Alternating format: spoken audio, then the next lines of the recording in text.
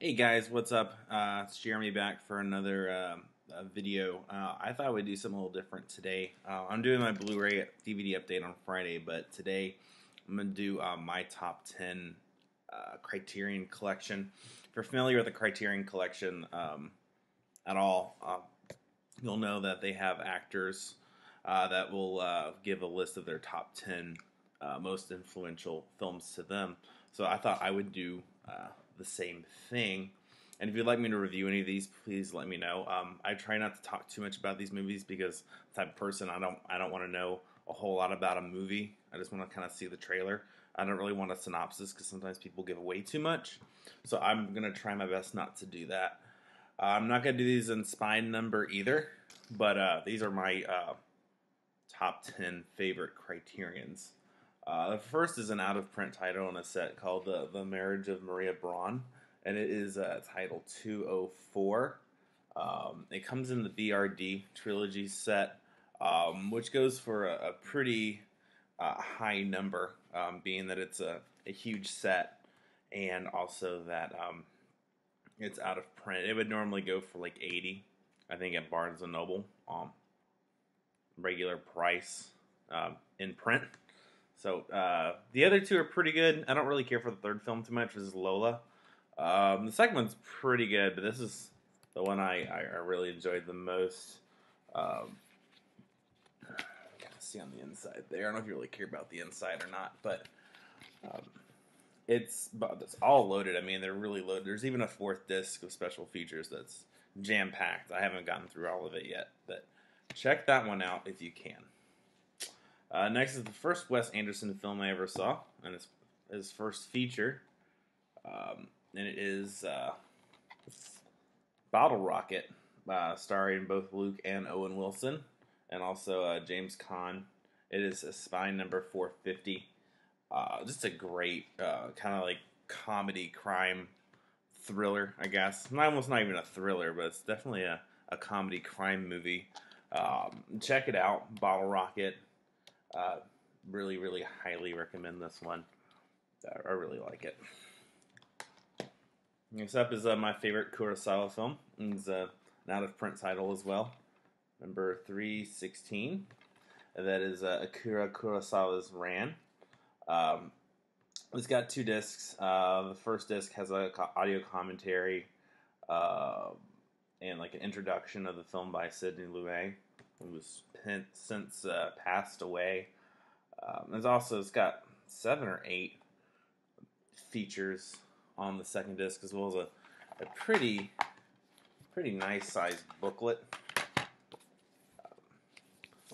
People a lot of times give probably Seven Samurais as his best movie, which you can argue this all day long. What's Kurosawa's best movie? Whether this is his best movie technically or not, it's the one that I enjoy the most. So to me, it's his best movie. But I do enjoy Seven Samurai. I have that, but I don't have that in my top 10. It'd probably make my top 20 though. Next up is my favorite David Fincher film, The Game, starring Michael Douglas, Sean Penn. Just a great thriller. This is spine number 627. This one is in print. And it's loaded with a crap ton of special features. Just tons of them. You probably can't see. Sorry about the reflection of the light there. This is just a great thriller. And if you've seen it before, once you see it once, it's never the same. It's still an awesome movie. Like every time I watch it, but that first time is definitely the best because you don't know what's going on. Next one is a sci-fi flick I really enjoy, Spine number 34, The Man Who Fell to Earth, starring the amazing David Bowie. This is also out of print. Just a really weird, slow, trippy kind of sci-fi flick that only David Bowie could have done. I really enjoy this movie. I think it's one of the more underrated movies of the collection. It's a shame that it's out of print. I really enjoy that. My top sci-fi flicks, it's probably in my top 3. Maybe in my top 1. I'd have to think more about that. Next up is also another out-of-print title. Sorry, guys. It's John Woo's Hard Boiled. Also my favorite John Woo flick. I have The Killer as well, but that didn't make the list. Hard Boiled Man. This movie just is just loaded with action sequences after action sequences. And the last 30 minutes is nonstop gun battle in a hospital for the most part. Multiple angles of what you would see in a John Woo film normally. Multiple angles of gunfights, and recutting in multiple angles of the same shot. This is a fantastic action movie. If you've never seen it, I highly recommend it. It's Spine number 9. I would check that one out. Next up is my favorite Wes Anderson film, The Darjeeling Limited. Spine number 540, starring Owen Wilson, Adrian Brody, and Jason Schwartzman. This movie is it's awesome. It's also got the Angelica Houston from Addams Family in it. If you haven't seen it, check it out. It's awesome. It's funny, it's heartwarming, and it's enjoyable.